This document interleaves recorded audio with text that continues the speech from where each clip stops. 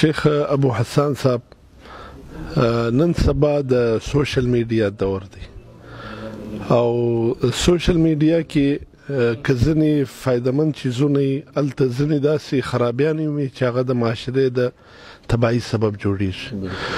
نو دې په حواله باندې موږ دا خواهش دی چې تاسو په دې باره کې خبره وکړئ چې ځینې خلک اکثره وخت داسې یو خبر یي، داسې یو شی یي هغه خلک شیر کوي بې له تحقیقه.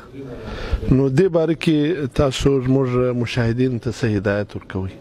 محترم شیخ احسان الله صاحب ډېر یو ښکلې خبره را مخې ته کړه او ډېره اهمه مسله چې نن سبا خو د سوشل میډیا دور دی او د دې نه خلاصون نشتی او هر کور ته او هر جیب ته ننوتی دی، خو مسله هغې کې سلبیات ډېر دي او فواید پکې هم شتي.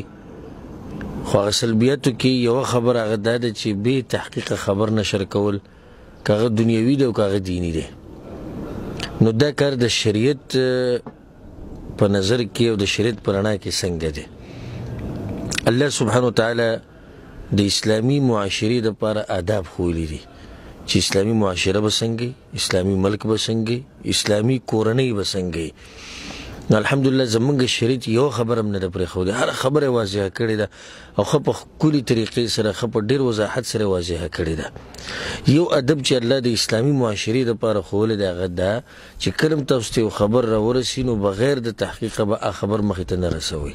الله سبحانه وتعالی په سورة الحجرات کې وایي: یا ایها الذین آمنوا ان جاءکم فاسق بنبأ فتبینوا.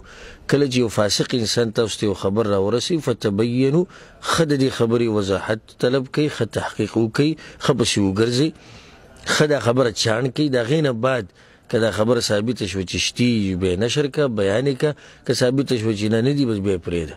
ان تصیبوا قوما بجهاله، داسې نه چې د دې خبر د لاسه چې ته یې نشر کوې مسلمانانو ته نقصان ونه رسي، داسې نه ستا دنیا پې خرابه نه شي، داسې نه چې ستا آخرت پې تباه نه شي. که دا خبر دنیوي او که دا خبر دینی. و دنیوي اخبارو ته ګوره، په دې فیسبوک کې اکثر به تاسو وینئ چې خبر به نشر کړی پلاني ملک کې دا چلو شو، په پاکستان کې دا وشو، افغانستان کې دا وشو، سعودي عرب کې دا وشو، دغه وشو. خو دې خبر مصدر څه دی؟ مصدر یې نه دی معلوم، چا دا خبره کړې ده د هغې پته نه لګي. خو هسې په مسلمانانو کې یو شور به جوړ کړي، مسلمانانو کې به یو یره راولي، مسلمانانو هغه سوچ او غم فکر هغه به ښه ډېر کړي، صرف د دې دپاره چې د ده د صفحې هغه لایکس ډېر شي، د ده د صفحې متابعین ډېر شي، د هغې دپاره به د یو طریقه شروع کړي. خو بیا چې دا خبر دیني بیا خو تباهي ښه ډېره ده، ځکه چې نقصان د دنیا هم دی او نقصان د آخرت هم دی. حدیث به نشر کړی، بس حدیث یې ورته له پاسه لیکلی او لاندې به یې خبرې لیکلي، اوس دا پته نه شي چې دا خبره په رښتیا په حدیث کې راغلې ده او که نه ده. خو ده ولیدو په فیسبوک کې، په واټساپ باندې، په ټویټر کې، په یو ځای کې بل ځای کې پیغمبر صلی الله علیه وسلم نے فرمایا او بس لاندې یو خبره یې لیکلې، که دا خبره هغه کړې ده که نه ده کړې، اوس د دې تپوس وکړه. خو اکثر به پکې لیکلي وایي حضرت علي کرم الله وجهه نے فرمایا، بس خبره ده په علي رضا پسې تپاو نشر کوئ. د دې خبرو تحقیق پکار دی.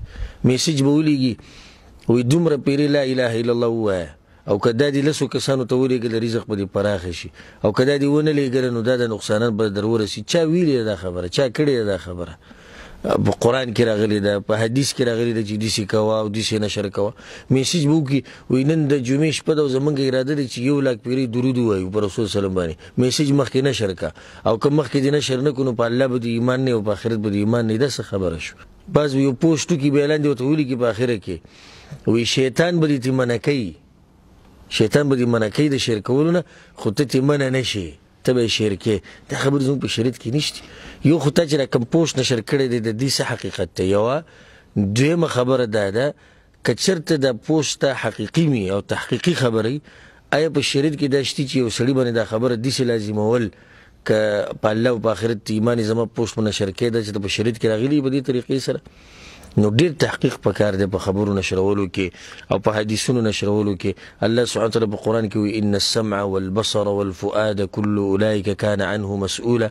د دې سترګو به الله تپوس کوي، د دې غوږونو به الله تپوس کوي، د دې ژبې به الله تپوس کوي، د هر څه مبارک به زموږ نه تپوس کوي. وقفوهم انهم مسؤولون. الله په قرآن کې وایي قیامت پر ورځ به الله ملایکو ته وایي چې ودروئ دا خلک زه به دوی نه تپوسونه کوم. دا نه چې تاسې شی نشر کو قصه ختمه شوه، د ټوله ذمهواري په تا باندې ده. د قیامت په ورځ به تا نه دې تپوس کېږي.